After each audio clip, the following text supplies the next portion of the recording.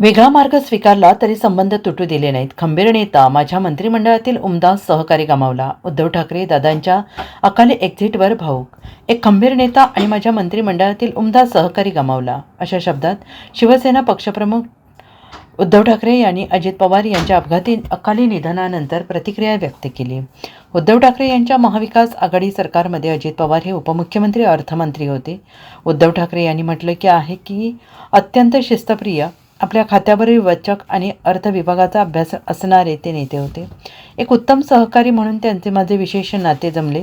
अजित पवार हे दिलखुलास होते, मनात येईल ते बोलायचे, ते दीर्घद्वेषी नव्हते.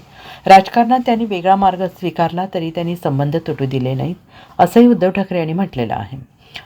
ते पुढे म्हणाले, महाराष्ट्रात ते दादा म्हणून लोकप्रिय होते. ते असे अकाली जातील असं वाटलं नव्हतं. कार्यकर्त्यांना जपणारा नेता म्हणून ते परिचित होते. त्यांच्या जाण्याने राज्यातील नेतृत्वात पोकळी निर्माण झाली. ते सर्वार्थाने दादा होते. दादांना माझ्यातर्फे, ठाकरे आणि शिवसेना परिवारातर्फे श्रद्धांजली.